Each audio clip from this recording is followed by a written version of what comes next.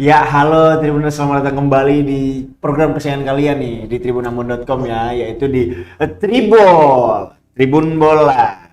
Dan untuk menyemangati hari Senin ini, kita punya tamu spesial.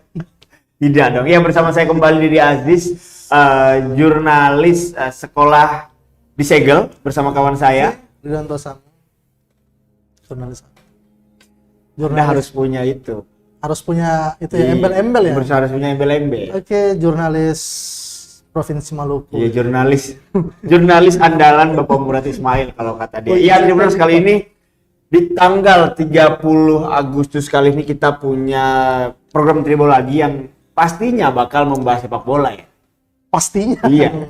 Karena kalau bahas pencaksilat bukan Tribol. Bukan Tripol. Trisula. Tidak lucu.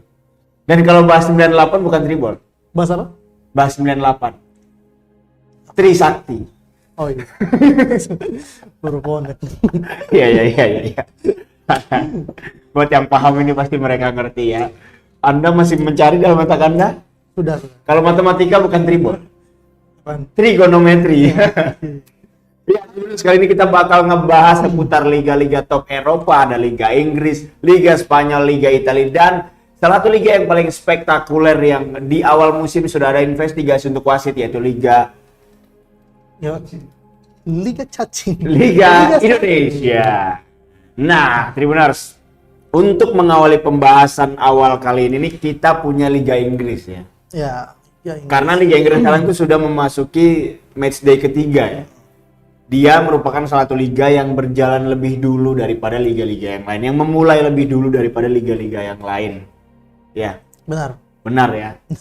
Iya. Nah, di Liga Inggris kita punya pertandingan yang paling ditunggu-tunggu kemarin, tapi rupanya hasilnya juga ya tidak begitu memuaskan untuk kedua tim ya, yaitu ada Liverpool melawan Chelsea. Nah, kebetulan di samping saya ini jurnalisnya Bapak Murad ini adalah seorang fans berat dari Chelsea ya. Kalau dari Bapak Ridwan sendiri menganggap bagaimana nih pandangannya soal Liverpool berhadapan dengan Chelsea nih pertandingannya nih? Iya, pertandingannya sebenarnya awalnya dimulai dengan cukup baik ya. Iya. Kedua tim seperti yang saya bilang di Tribol edisi hari Jumat kemarin, pertandingan akan berlangsung dengan kedua tim saling menyerang nih, mengandalkan kecepatan. Dan terbukti Chelsea bisa mencetak gol lebih dulu melalui sundulan kepala Kai Havertz ya. Tapi sayang sekali kembali Chelsea dirugikan nih oleh kepemimpinan wasit. Loh, kenapa sih? Kenapa selalu menyalahkan kepemimpinan wasit? Karena melihat dari situasi yang terjadi ya, sebenarnya kalau penaltinya yang didapat oleh Liverpool itu sah-sah saja sebenarnya. Cuman namun kartu merah dari Reece James itu banyak disoroti oleh pemuka sepak bola karena pemuka sepak bola ya. bukan pemuka agama dong. Kenapa? Wah, Tribuners, baru kali ini saya mendengar pemuka sepak bola ya. Nanti pemuka sepak bola pecinta agama ya. Baik, pemuka sepak bola? Ya, karena proses terjadinya handsball itu kalau dilihat dari aturan FIFA ya, itu namanya body to hand. Jadi sebelum bola menyentuh tangan dari Reece James itu, bola lebih dulu menyentuh badan. Pahanya, menyentuh pahanya badannya. Dulu, baru begini. Ya, baru kemudian menyentuh tangan. Jadi handsball yang dilakukan oleh Reece James itu bukan sesuatu yang disengaja sebenarnya. Iya. Dan seharusnya tidak bisa dihukum dengan kartu merah ya. Tapi berarti tidak boleh dihukum dengan kartu merah. Kartu kuning? Enggak juga sih. Oh, berarti tidak boleh ada kartu. Tidak boleh. Andaikan tidak disengaja kan? Ya. Kan kita tidak tahu apakah itu memiliki unsur kesengajaan atau tidak. Misal dia ternyata dribbling, diumpan bola terus dia nggak sengaja. Ini kan bicara soal Reece James kan. Saya itu berandai-andai, Bapak Wawan. Nah, kalau dari Liverpool sendiri nih, Ridwan Tuasamu melihat Liverpool ini gimana sih permainannya? Kita tahu bahwa beberapa kali selalu terjadi kemelut di gawang Chelsea nih. Dan hampir seluruh pemain Liverpool ada di situ. Gimana? Liverpool tetap tampil seperti Liverpool yang kita lihat ya di musim sebelumnya. Tapi satu kendala Liverpool adalah mereka kurang tajam di lini depan sebenarnya. Kurang tajam. Mereka menguasai ball possession, menguasai jalannya pertandingan, mengancam pertahanan Chelsea. Namun jarang ada shoot yang langsung mengarah ke arah gawang sebelum terjadinya kartu merah ya. Di lain sisi Chelsea justru bermain lebih baik dalam serangan balik karena tercatat sebelum adanya kartu merah 4 serangan balik Chelsea itu hampir saja membuahkan gol. dibandingkan dengan serangan yang dilakukan oleh Liverpool yang hanya mengandalkan bola silang ya dari Robertson dan Trent Arnold, dan itu selalu bisa dihalau oleh back lawan. Sangat luar biasa sekali Luar ya berarti biasa. pertandingan antara Liverpool melawan Chelsea. Ya seperti yang kita selalu bahas, dua pertandingan antara dua tim besar di salah satu liga itu pastinya akan menjadi juru kunci nih. Ini baru juru kunci. Juru kunci Arsenal dong. Loh, juru kunci itu kan bukannya kalau satu menang dia bakal lebih unggul secara klasemen. Kalau dua tim besar nih menang nih, mereka bertanding, dua-duanya poinnya masih sama, kan? Pasti dua-duanya ingin menang, kan? Nah kalau dua-duanya ingin menang, otomatis salah satu yang menang itu pasti akan memuncaki klasemen. Nah yang kalah ini kan akan tertinggal. Saya cukup bingung Iya. dengan penjelasan dari kita. Ya, oke. Liverpool melawan Chelsea antara kita tahu bahwa Liverpool sendiri dengan gaya permainan mereka, Chelsea juga dengan gaya permainan mereka, tapi memang pertandingan hanya berakhir dengan skor imbang Iya, ya, itu satu sama ya. Luar biasanya adalah di babak kedua ya, di mana Iya. dengan 10 pemain digempur habis-habisan Chelsea mampu menahan Iya, makanya yang jadi man of the match siapa? si itu Mendy. Aubameyang. Bukan. Mendy dong. Dia kurang lebih 3-4 kali melakukan save gemilang ya di babak kedua. Dan strategi dari Thomas Tuchel kembali membuktikan dirinya ya sebagai pelatih terbaik Eropa tahun ini. Luar biasa. Yang Arteta? Hah? Arteta gimana? Siapa itu? Oke.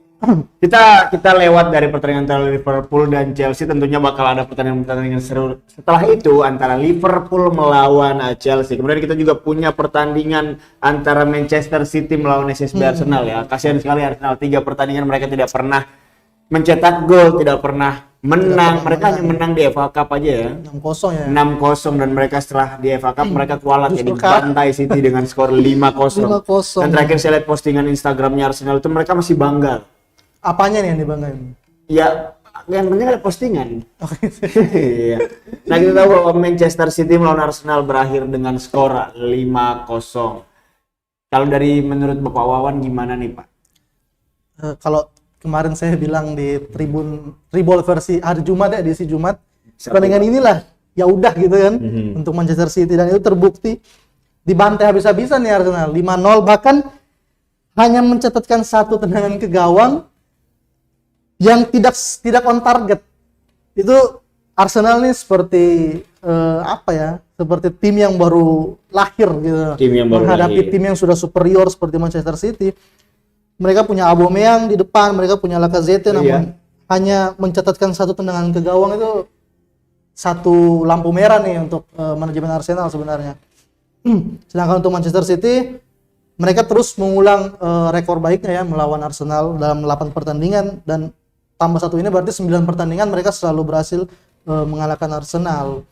Ini juga tekanan ya bagi Mikel Arteta, di mana Arsenal sekarang berada di peringkat 20 posisi ke-20 klasemen tanpa mencetak 1 gol pun.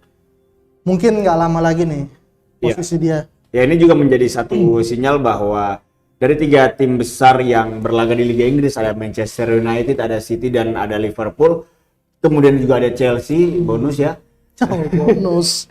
Nah, dari 4 tim ini mereka sudah mulai menunjukkan dominasi mereka, terutama terutama Manchester City. Iya. Karena Chelsea belum terlalu terlihat mendominasi dalam setiap pertandingannya gitu kan. Kalau Manchester City kita tahu bahwa mereka membungkus kemenangan ya. Soalnya City lawannya gampang-gampang. Arsenal kan termasuk susah. Gampang. Kata orang. Kata fans Arsenal. Kata fans Arsenal. Jadinya dari 3 pertandingan yang sudah digelar di Liga Inggris, itu sudah menunjukkan nih siapa-siapa, sudah bisa lihat belum nih siapa-siapa yang bakal berpotensi untuk memuncaki klasemen nih. Untuk memuncaki klasemen atau untuk juara? MU sendiri kan ya memuncaki klasemen dulu nanti baru juara. MU sendiri kan mereka lagi nunggu Cristiano Ronaldo nih. Iya, untuk pemuncak klasemen sementara ada Tottenham Hotspur ya. Dari 3 pertandingan mereka mencatatkan 3 kemenangan. Jadi menjadi satu-satunya tim yang masih mencatatkan hasil sempurna sampai pekan ketiga ini. Kemudian di bawah ada West Ham, diikuti MU dan Chelsea dengan 7 poin ya, dengan poin sama. Jadi kita belum bisa menebak-nebak nih ya siapa yang kira-kira bisa bertahan hingga akhir musim, apalagi Liga Inggris ini selalu menghadirkan kejutan-kejutan ya. Ya. Belum lagi setelah biasanya setelah Akhir setengah semester. musim, Iya, akhir semester. setengah musim pertama itu selalu ada kejutan ya. Biasanya siapa yang memuncaki klasemen di Desember masih bisa berubah di bulan-bulan berikutnya. Jadi kita masih belum bisa menebak, masih terlalu dini. Ya, Tribuners, kita tunggu saja bagaimana pertandingan-pertandingan selanjutnya di Liga Inggris. Tentunya bakal ada pertandingan-pertandingan seru, apalagi Bang Ronaldo nih mau pulang ke MU nih kan. Kebetulan kita menghadirkan Ronaldo di sini. Itu Ronaldo dari Nah, setelah dari Liga Inggris kita ke tanah pizza. padahal masih ada loh Varane. Apa masih mau ditambahin lagi nih? Tapi ngomong-ngomong nih soal Liga Inggris nih. Lu balik lagi. Balik lagi ya. Lagi ya, Inggris. Lupa satu. Kameramen.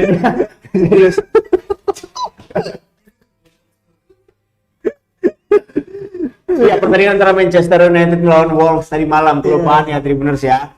Pertandingan antara Manchester United melawan Wolves berakhir dengan skor 1-0. 1-0 ya. Dengan gol yang dicetak oleh Kayu Hijau, Greenwood gitu kan. Gimana nih jalannya pertandingan? Pertandingan justru sangat superior oleh Wolves karena memang Wolves sendiri terlihat mereka selalu memberikan serangan-serangan kepada gawang yang sangat mudah itu. Apa sih kalimatnya? Gawang yang sangat mudah Pak. Karena memang mereka selalu memberikan serangan-serangan di 10 menit pertama bahkan hingga menit-menit terakhir kepada gawang MU. Nah, kita tahu bahwa MU baru saja membeli Rafael Varane dari Real Madrid dan saya rasa memang cukup efektif bagaimana kinerja dari Varane untuk membentengi gawang Manchester United. Kalau dari Sudah jadi penjaga gawang Varane. membentengi artinya di depan. Depan kan kiper. Oke, lanjut. Benteng, Pak. Lanjut ke Varane. Ya, pembelian Varane ini di pertandingan debutnya ya, terlihat dia menunjukkan kelasnya sih. Iya. Dari 90 menit pertandingan, dia lebih mendominasi dibandingkan back-back MU yang lain, apalagi si Lord nih. Lord Harry Maguire, Iya. si manusia 80 juta pound. Namun Varane dari tim pemenang, tim juara seperti Real Madrid, dia sudah terlatih dan menunjukkan kualitasnya dengan luar biasa, bahkan mencatatkan 1 assist ya untuk Luar biasa. Di debutnya ya.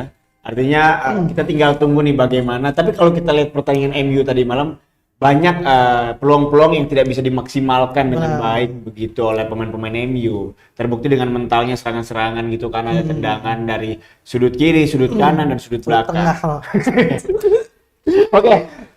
Sudah selesai kita bahas Liga Inggris, sekarang ini beneran nih kameramen. Kita akan melaju ke Liga Italia, Serie A. Di mana kita tahu ada pertandingan agak seru ya, kurang seru juga kan? Tidak seberapa seru antara Juventus melawan Empoli. Sebenarnya kita pertandingan Juventus Empoli ini karena Juventusnya aja sih. Kenapa karena Ya karena Empoli, Anda tahu Empoli. Empoli sendiri merupakan salah satu tim yang tidak diunggulkan ya di Serie A Italia. belum tentu dong. Tidak diunggulkan dong. Bola bulat. Iya. Bola itu bulat. Tapi memang pasca ditinggalnya Cristiano Ronaldo di Juventus kok malah kalah 1-0 dari klub sekelas Empoli. Gimana nih kalau pandangan dari Bapak Ridwan? Empoli gimana? Empoli. Ya, tanpa Ronaldo ya di pertandingan pertamanya, sepertinya meskipun ada Ronaldo pula, Allegri sebenarnya belum bisa menemukan komposisi yang tepat ya untuk Juventus, dan mereka juga hingga kini belum mendatangkan satupun pemain yang bisa menggantikan sosok Cristiano Ronaldo ya. Meskipun kabarnya mereka sedang mengincar Eden Hazard sih. Kekalahan ini cukup mengejutkan ya, karena Empoli merupakan salah satu tim promosi dari Serie B yang baru promosi ke Serie A, mampu mengalahkan Juventus di Juventus Stadium nih. Ini lampu merah juga nih untuk Juventus. Bagaimana mereka bisa merebut kembali gelar Serie A jika di awal-awal musim mereka sudah tampak terseok-seok. Sementara itu Inter sendiri masih berada di puncak klasemen ya. Lazio kayaknya. Inter coy. Coba cek. Masa? Terakhir saya ngecek Inter soalnya. Lazio. Oh, Lazio. Lazio semalam menang 6-1, 6-0. Inter sudah bergeser ke peringkat kedua nih. Tapi memang mereka berhasil lah ya menunjukkan kualitasnya meskipun tanpa Lukaku kan. Tapi Inter berhasil mencetak banyak skor nih ke gawang lawan. Kalau kita lihat statistik dari Juventus berhadapan dengan Empoli nih, padahal kalau kita mau lihat tendangan ke arah gawang tuh lebih banyak Juventus ya. Ya. Tapi sekali lagi efektivitasnya tidak ada. Empoli dengan hanya tendangan ke arah gawang cuma 3 nih. Tapi mereka bisa mencetakkan 1 gol. Wah, kalau kita lihat penguasaan bola pun Juventus juga masih lebih unggul ya kan. Tapi sekali lagi sepak bola bukan cuma soal penguasaan bola, bagaimana juga eksekusi tahap akhir untuk mencetak 1 gol. Karena 1 gol itu bermakna. Sangat penting ya. Sangat penting tentunya. Lanjut nih, Wan. Lanjut sama Diemnya kelamaan ya. Ini ada tim unggulan raih kemenangan besar. Tim apa sih, Wan? Tim unggulan ini, Wan? Beberapa tim unggulan di Serie A ya, kayak Inter, AS Roma dan AC Milan, mereka kompak nih sama-sama meraih kemenangan. Ada Inter yang mengalahkan Verona dengan skor 3-1 meskipun tanpa Lukaku. Di 2 pertandingan pertama Inter masih mampu meraih poin penuh. Tapi Verona loh, Wan. Kenapa Verona? Verona kan tim yang tidak terlalu diunggulkan. Gini, Tribuners. Tim yang tidak diunggulkan, mereka akan selalu berusaha untuk mempersulit tim-tim besar. Berarti mereka akan jadi lebih bekerja keras ya? Untuk periode sekarang ya, untuk era-era modern seperti ini, Era modern. setiap pertandingan itu ibarat final sih untuk tim-tim besar seperti ini. Karena jika mereka gagal meraih kemenangan melawan tim-tim yang tidak diunggulkan seperti Verona, justru bisa menghambat perjalanan mereka untuk meraih gelar juara dong. Kan nggak mungkin nih hanya menang lawan tim-tim besar tapi lawan tim-tim kecil kalah. Ya, apa itu yang jatuh tuh? Kaki. Nah, selanjutnya nih. Selain Inter, ada AC Milan juga yang di 2 pertandingan awal menunjukkan bahwa mereka sedang menuju ke jalan yang benar ya. Iya. Setelah bertahun-tahun berada di jalan yang salah, mereka akhirnya insaf dan meraih kemenangan besar juga nih. 4-1 melawan Cagliari. Luar biasanya pemain baru mereka, Oliver Giroud yang dibeli dari Chelsea, mencetak 2 gol. Berkualitas. Ya, padahal dia sudah cukup tua sebenarnya dan tidak dilirik oleh banyak klub, tapi bisa kembali hidup di AC Milan nih, pemain seperti Giroud. Selain itu ada lagi, Wan? Udah banyak sih kan, banyak. Oke, kita tinggalkan Liga Italia, kita langsung terbang dari Italia, kita terbang ke Spanyol nih, Wan. Ada pertandingan antara Madrid melawan apa tuh? Barcelona melawan Getafe ya. Barcelona melawan Getafe. Maaf nih Tribuners, hari ini emang agak ini ya. Barcelona kok gitu. Iya, emang kan gitu kan Barcelona. Gimana nih, Dad? Ya, Barcelona melawan Getafe berakhir dengan skor 2-1. Tetap skornya tipis. Karena memang masih terkejar ya, ada 1 gol ya oleh Getafe. Nah, kalau kita lihat dari statistik pertandingan antara Barcelona melawan Getafe, 2 gol yang dihasilkan oleh Barcelona itu melalui salah satunya itu melalui Memphis Depay di menit 30. Luar biasa. Salah satu pemain debutan ya, pemain baru lah. Pekan lalu juga mencetak gol ya. Iya, dia selalu mencatatkan namanya di papan skor kalau kata-kata keren di sepak bola. Kalau kita lihat statistiknya, tendangan kedua tim totalnya Barcelona tertinggal 1 tendangan di mana 7 berbanding 8. Kemudian kita lihat tendangan ke arah gawang mereka memiliki kesamaan ya. Nah, kesamaan. Iya, kesamaan 3. Sama. Nah, kalau kita lihat penguasaan bola seperti yang kita selalu bahas di sepak bola Spanyol, kalau kita ngomongin soal sepak bola Barcelona, berarti kita juga ngomongin soal sepak bola Spanyol, di mana mereka akan mendominasi penguasaan bola. Di statistik Barcelona melawan Getafe ini kita melihat 67% Barcelona menguasai jalannya pertandingan, sementara 33% sisanya dikuasai oleh Getafe. Artinya memang pola sepak bola Spanyol, permainan tiki-taka, umpan silang kiri, kanan, depan, belakang itu masih dilakukan. Tapi kita tahu bahwa sepertinya beberapa tahun ke belakang ini Barcelona, beberapa bulan kebelakangan Barcelona kehilangan gaya permainannya seperti dulu ya. Nah, mereka cuma fokus untuk melakukan penguasaan bola. Sementara kita tahu dulu di zaman-zaman Messi masih punya 1 tato, tidak lucu. Mereka mereka melakukan tiki taka, tapi mereka tidak lupa tiki takanya sambil pelan-pelan sambil ke depan ya. Iya, seperti itu. Nah, kita lihat Tribuners. Dengan hasil seperti itu, saat ini yang masih menjadi pemuncak klasmen adalah Real Madrid. Sayang sekali Barcelona. Tapi poinnya sama sih. Iya, poinnya sama. Bahkan lucunya ini menariknya ya. Hingga pekan ketiga ada 6 tim dari peringkat pertama hingga peringkat ke-6 yang memiliki poin 7 nih. Berarti Iya. Liga Spanyol sudah perlahan-lahan mulai Mereka kompetitif ya. dua kali menang, berarti mereka 2 kali menang dan 2 kali kalah. 2 kali menang dan 1 kali kalah. 1 kali Satu imbang. kali imbang. Iya, seperti itu. Nah, kemudian selain Barcelona yang mendapatkan kemenangan atas Getafe, ternyata Real Madrid juga meraih kemenangan tipis melawan Real Betis. Iya. Iya, dengan skor 1-0 yang dicetak oleh Carvajal pada menit ke-61. Nah, kalau kita lihat statistiknya nih lagi-lagi sama ya. Tapi di sini Real Madrid lebih menguasai jalannya pertandingan dengan banyaknya tendangan ke arah gawang. Ya unggul 1 sih.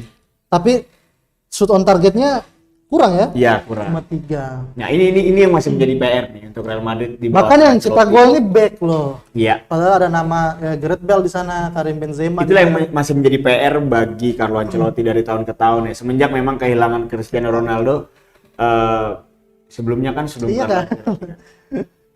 Ya, semenjak ditinggal oleh Cristiano Ronaldo dan banyak pemain bintang lainnya, sepertinya Ancelotti dipaksa untuk meramu bagaimana membentuk satu tim muda yang baru. Kita tahu bahwa yang berpengalaman tim pemain-pemain senior di Real Madrid cuma ada Karim Benzema, ada Gareth Bale di sana. Cuman mereka berdua, Eden Hazard pun saya rasa tidak terlalu penting. Kayak 90 menit nggak ngapa-ngapain. Jogging. Iya. Eden Hazard. Orang pertandingan dia pengurangan berat badan gitu ya, Eden Hazard ini ya. Nah, itu yang harusnya menjadi PR untuk Carlo Ancelotti di masa asuhannya untuk Real Madrid ini. Karena kita tahu Real Madrid saat ini sedang mendekati Mbappe dan diharapkan sangat Mbappe mau menandatangani kontrak dengan Real Madrid sehingga bisa membantu Vinicius Junior di lini depan. Bisa menggantikan juga Benzema kalau Benzema tidak bisa bermain. Siapa tahu Benzema ada hajatan acara keluarga. Putra Benzema kita Siapa tahu cuti gitu kan? Cuti. Iya. Siapa tahu ya. Iya. Catatan pentingnya nih untuk dua tim besar di Liga Spanyol ini, mereka belum cukup maksimal ya dalam 3 pertandingan pertama. Sepakat. Mereka meraih kemenangan-kemenangan yang tipis, bahkan ditahan imbang oleh tim-tim yang sebenarnya levelnya masih jauh di bawah mereka. Ini catatan untuk kedua tim besar. Bagaimana untuk bisa kembali lagi ke jalur mereka. Karena Real Madrid dan Barcelona kan selama bertahun-tahun ini menguasai ya, hampir selalu bisa menguasai. Namun dalam 2-3 tahun belakangan justru mereka perlahan-lahan mulai redup nih. Kedua tim memang saat ini saya rasa memang masih mencari formasi ini. Kita tahu bahwa 6 tahun yang lalu Real Madrid mampu memberikan satu pertandingan dan saya rasa itu pertunjukan pertandingan yang sangat baik sekali di mana masih banyak pemain-pemain bintang di sana dan ya itu tim yang lengkap lah. Kalau kita lihat jangan sampai Real Madrid ini sama seperti atau Barcelona kan sama seperti Arsenal. Beli pemain dan tidak bisa digunakan. Justru dijual. Di tim yang dijual itu pemainnya bersinar. Berarti Arsenal adalah kutukan. Oke, dari Liga Spanyol kita beralih ke Liga Prancis nih. Liga Prancis apa sih sebetulnya? Ligue 1 gitu. Premier League. Ligue Hong. Liga Cina. Liga Tiongkok gitu. Ligue Hong. Sama saya Croissant. Ada apa Dat di Messi nih yang cuma menjadi seorang pemain pengganti. Dan di Liga 1 nih, Liga 1. Ber. Liga 1. Dan di Liga Prancis aja kita sebutnya Ligue Hong. Agak aneh ya. Dan di Liga Prancis ini Messi rupanya gaya permainannya itu belum bisa lah menyesuaikan dengan pemain-pemain di Liga Prancis ini. Saya mau ngomong Liga 1 barusan karena emang kan Ligue 1. Liga 1 memang. Nah, itu ada ada hubungan emosional mungkin. Nah, kalau kabarnya nih si Lionel Messi ini menjadi pemain pengganti dan menggantikan siapa, Wan? Pemain PSG lain. Serius. Menggantikan pemain PSG lainnya kan. Dia di pertandingan ini masuk di menit ke-66. Menggantikan Menggantikan pemain PSG lain. Memang dalam 24 menit dia belum bisa menyatu ya. Justru dimasukkan di menit ke-66 itu untuk bagaimana dia bisa berbaur dengan strategi baru nih yang diterapkan oleh Mauricio Pochettino dan sekaligus mengembalikan kebugaran dia sih. Dia sebelum sepenuhnya bugar. Nah, kalau kita lihat pertandingan antara PSG melawan Reims. Ini bacanya lain lagi nih jangan. Reims tuh Iya. Nah, 2-0 dan 2 gol itu dicetak oleh sang wonderkid ya. nah, ini nih. Jadi dia nih diisukan pindah, Iya. diperbincangkan seluruh dunia tapi masih memberikan kontribusi yang besar untuk timnya sekarang. Berarti pemain ini tidak terpengaruh dengan isu-isu di luar biasa. Saya agak terima sih.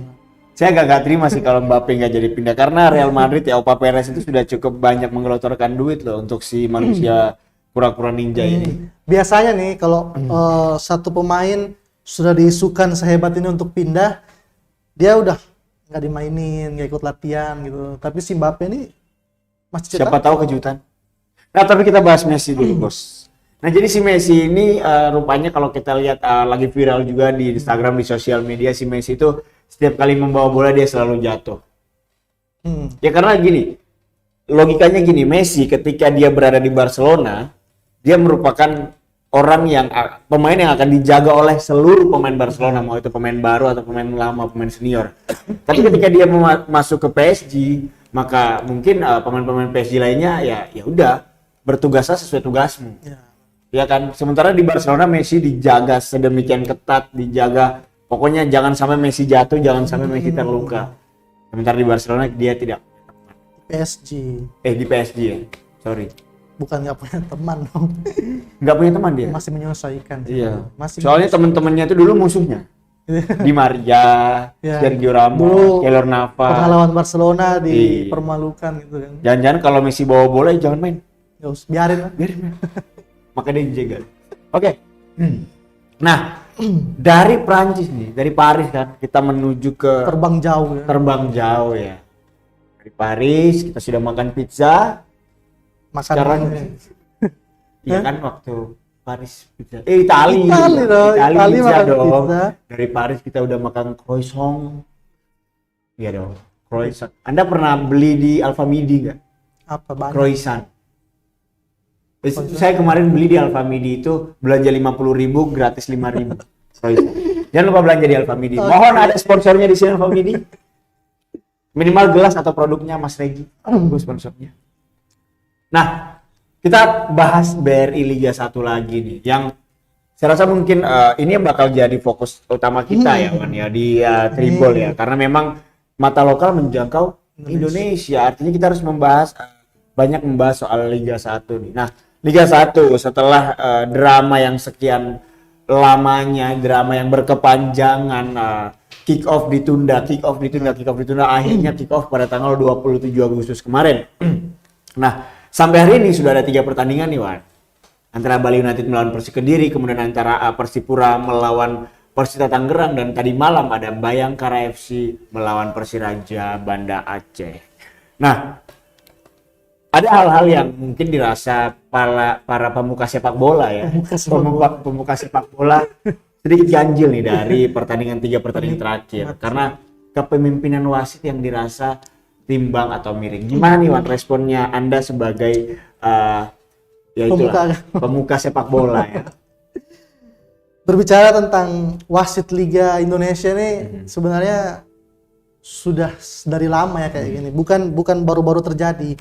Wasit ini selalu menjadi pemicu perkelahian antar supporter nih.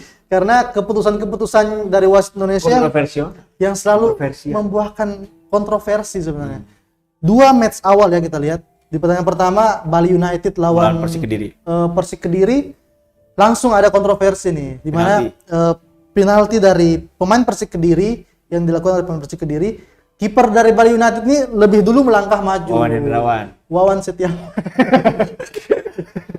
Wawan tua sapu. Sementara dalam aturan FIFA, sebelum pemain melakukan tendangan, kiper ini belum dibolehkan bergerak maju sebenarnya. Iya. Yang artinya memang antara memang ketidaksengajaan atau memang ada unsur kesengajaan. Karena gini Wan, kalau kita merujuk kepada aturan FIFA, seharusnya memang VAR itu sudah diberlakukan di Indonesia. Tapi karena keterbatasan di liga yang super ini, kita tidak bisa menghadirkan teknologi VAR. Akhirnya replaynya itu gambar-gambar kabur. Gambar agak itu ya, shake gitu ya. Antenanya ditiup angin gitu. Replaynya pun begitu, akhirnya tidak ada alat tertentu untuk membuktikan bahwa itu pelanggaran atau bukan. Karena kalau di liga-liga Eropa kan VAR, kotak-kotak masih bisa dilihat. Masih bisa dilihat kan. Tapi kalau di Liga Indonesia itu yang menjadi kendala utama. Jadi selain kepemimpinan wasit juga sarana dan prasarana kita sih yang belum memadai untuk mendukung kontroversi seperti itu. Tapi ya mau tidak mau itu harus disediakan. Harus dong. Harus. Karena bukan hanya di match antara Bali dan Persik ya. Iya. Di pertandingan kedua Persipura melawan Persita juga kontroversi juga nih. Gol dari Persita yang dianulir karena offside, tapi ternyata nggak offside. Itulah mengapa teknologi VAR ini dibutuhkan. Sangat dibutuhkan ya. Memang kalau bicara soal sepak bola, pastinya seluruh dunia mengacu ke FIFA. Nah, FIFA sendiri sudah menetapkan teknologi VAR sebagai video asisten referee, yang artinya wasit juga akan dibantu dengan teknologi seperti itu karena keterbatasan ya. Cuman kalau bahas soal VAR ini ada dua sisi nih. Ada memang orang-orang yang setuju dengan adanya VAR karena itu bisa meluruskan pertandingan, tapi ada orang yang tidak setuju dengan adanya VAR karena disitulah letak keseruannya sepak bola. Kalau saya sendiri tidak setuju dengan adanya VAR. Kalau saya sih lebih bimbingan terhadap wasit ya. Karena bimbingan VAR bukan hanya berbicara tentang Liga Indonesia, VAR di Liga Eropa pun hingga saat ini belum berfungsi secara maksimal. Iya. Buktinya pertandingan Chelsea melawan Liverpool nih, kalau kita kembali lagi nih, Anthony Taylor pemimpin pertandingan pada pertandingan minggu kemarin. Orang Bang dia ya. Ya. Anthony Taylor. Dia mengecek VAR. Dalam keadaan VAR-nya ini nggak nyala, nggak ke play gitu loh. Jadi ke pause. Itu yang diperbincangkan oleh khalayak banyak ya, karena VAR pemuka sepak bola video kan. Harusnya dicek dalam keadaan terputar dong. Mungkin itu hasil screenshot kayak. Jadi untuk wasit Indonesia ini kayaknya PSSI harus lebih mengedepankan pemahaman ya bagaimana wasit Indonesia bisa mengetahui aturan-aturan yang diberlakukan oleh FIFA. Iya. Itulah susahnya kalau sepak bola Indonesia, kita tahu sepak bola Indonesia pernah ada dalam masa-masa kelam di mana ada sepak bola gajah juga, tapi semua tergantung kepemimpinan sih. Kembali lagi ya. Saya ingat satu pepatah ketika yang kemarin akan saya ulang lagi nih di Tribol ini sekali ini. Kalau 100 singa kalau dipimpin 1 ekor tikus, mereka akan mati seperti tikus. Yes. Tapi kalau 10 tikus dipimpin 1 ekor singa, mereka akan bertarung layaknya singa-singa buas. Artinya gini, kalau kita melihat sepak bola dalam satu rumah, maka kepemimpinannya juga harus benar. Kalau kepemimpinannya salah nih, nanti ada sektor-sektor yang mungkin akan tenggelam. Kayak kepemimpinan wasit, ya kan? Ini yang kita maksudkan wasit. Sekali lagi kan wasit ini kan. Yang paling penting itu sih, kepemimpinan. Pemahaman kepada wasit ya kan. Tentang regulasi kan. Regulasi kan penting sekali. Ya. Nah, selain itu juga BRI Liga 1 pertandingan sudah berjalan 3 match, tapi sampai sekarang stadionnya belum disediakan. Akhirnya kami dari Persebaya, saya dari fans pecinta bonek nih, fans Persebaya, saya bonek nih. Saya lihat nih jadwal Persebaya melawan Borneo FC tanggal 4 September. Stadion keterangannya menyusul. Belum ditentukan. Seharusnya itu sekarang nih Hamin berapa nih? Hamin 4 ini udah ada. Harusnya sebelum jadwalnya keluar sudah ada regulasi mengenai di mana pertandingan ini akan dilangsungkan. Itu sehingga ya dari hasil itu kita lihat bahwa mungkin nih ini terkesan terburu-buru dan dilematis. Karena kalau tidak dipertandingkan, kalau tidak bergulir di liga ini, maka banyak yang akan panas. Karena pemain-pemain juga semua sudah sampai tanda tangan petisi dan lain sebagainya. Jadi Tapi ya, liga berjalan ini seperti tidak dipersiapkan dengan matang ya. iya itu yang saya maksud. Kemarin sempat baca manajemen Persib sempat melakukan protes karena jadwal yang keluar tidak bersamaan nih. Persib sempat belum mendapatkan jadwal bertanding. Jadi mereka belum bisa mengetahui lawan-lawan mana yang akan mereka lawan ke depannya. Ya tapi kita percayakan saja ya Wan ya kepada manajemen PT Liga Indonesia Baru, kemudian juga pada PSSI, semoga mereka bisa membawa Liga 1 dan sepak bola Indonesia lebih maju lagi ke depannya. Karena memang sekali lagi saya katakan bahwa sepak bola ini yang bisa mempersatukan rakyat Indonesia, di mana banyak tim-tim yang supporternya itu menjadi rivalitas abadi kan. Kita tahu Persebaya, Arema, Persib Bandung, Persija Jakarta. Ketika disatukan dalam tribun timnas, Bukan tribun Ambon. bukan. Ketika disatukan dalam satu tribun timnas untuk menyaksikan tim sepak bola kebanggaan nasional Indonesia berlaga, mereka akan berkumpul. melebur dan menjadi satu. Nah, benar sayang sekali tidak terasa ya 30 menit lebih ya kita menemani Tribuners di malam Senin. Cukup lama juga. Cukup lama dan semoga Tribuners bersedia nonton kita dari awal sampai akhir ya. Karena itu cocok sih kalau kalian habis pulang kerja Nonton lelah, Tribol nonton kan. Tribol gitu. Makin hancur moodnya gitu. Kalau hujatan tersedia di bawah. Oke Tribuners, cukup sekian apa yang bisa kita bahas hari ini ya Wan ya. Ada lagi nih? Nggak ada. Ya udah nggak ada, anggap aja nggak ada. Nah, Tribuners, kalau kalian mau tahu nih info-info seputar olahraga, seputar sepak bola nih, apalagi sepak bola lokal, kunjungi aja website tribunambon.com ya. Nah, cukup gitu ya Wan ya. Cukup. Saya Didi Aziz, wartawan sekolah di Segel undur diri bersama kawan saya. Saya Ridwan Tosamu, jurnalis andalan Murad. Ya, lagi-lagi ya. Kami undur diri. Wassalamualaikum warahmatullahi wabarakatuh. Terima kasih sudah nonton. Jangan lupa like, subscribe, dan share ya.